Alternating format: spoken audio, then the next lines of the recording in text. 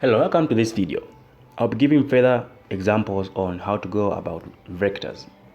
Now, like I explained earlier, I said vectors, these are quantities that have this magnitude and direction. So if let's say there's a vector going in this direction, let's call it vector A. This vector is going to have a magnitude. A magnitude is more like, can be mass, weight, or anything. So for example, if say 40 newtons, this is a magnitude. And the direction is going in the east direction. So that is a vector. Therefore, if I say, given that vector A is 2,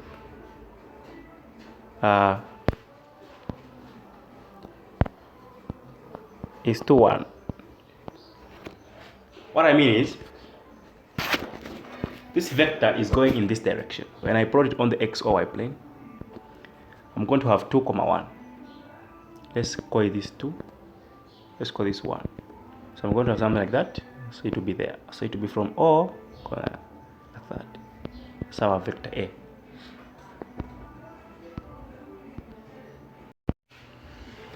Now, therefore,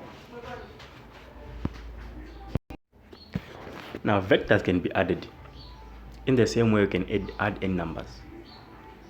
So if I have vector A, vectors are always shown with a bar on top. 2, 1. Then you have vector B as 3, 4. If I say find vector A plus vector B, I'm going to have vector A 2, 1 plus I'm going to add with vector B. This will give me 5 and 5.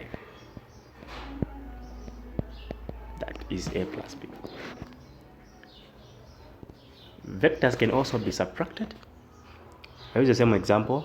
If A is equal to 2, 1 and B is equal to 3, 4.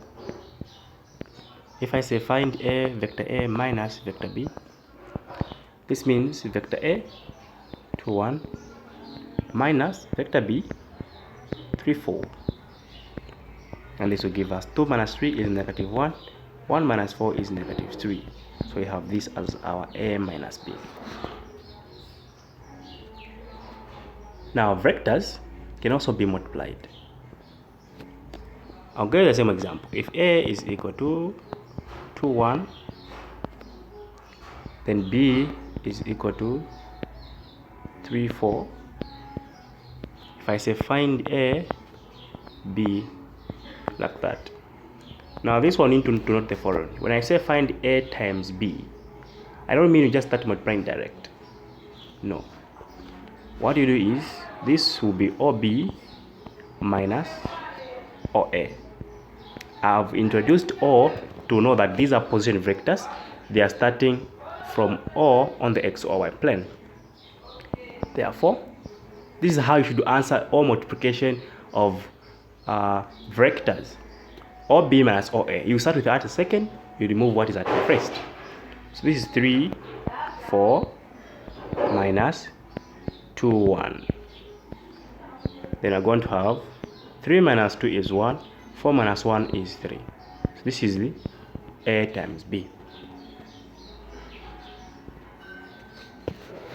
Let's look at the magnitude of a vector. If A is equal to 2 and let me say 4, let me call vector A to be 3 and 4. If I say find the magnitude of vector A, it's represented by these bars. Sometimes they won't say it, sometimes they're just going to show it. But this just know that means magnitude. This means magnitude. How do you find the magnitude of the vector? It's equal to the square root of x value squared plus the y value squared. In this case, our x is there, 3, and our y is 4. So you have 3 squared. Make sure you put it in brackets. 4 squared.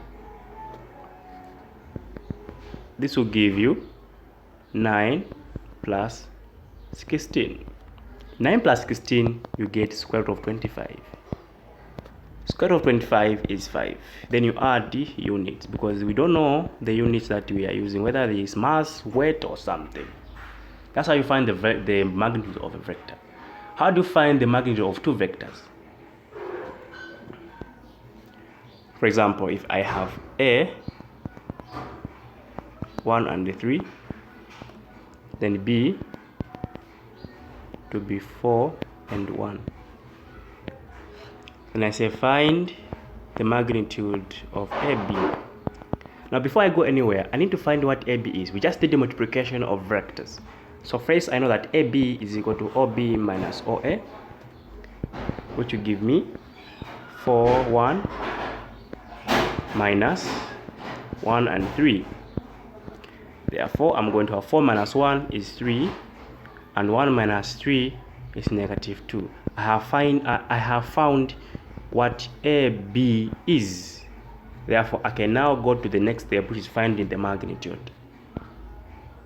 So I know what AB is. How do I find the magnitude? So magnitude of AB is equal to 3 squared in brackets plus negative 2 squared. This will give me 3 squared is 9 plus negative squared is 4.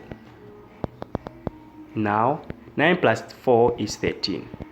We don't know the square root of 13. These are paper 1 question, so just leave it the way it is. Don't be tempted to find the square root of 13.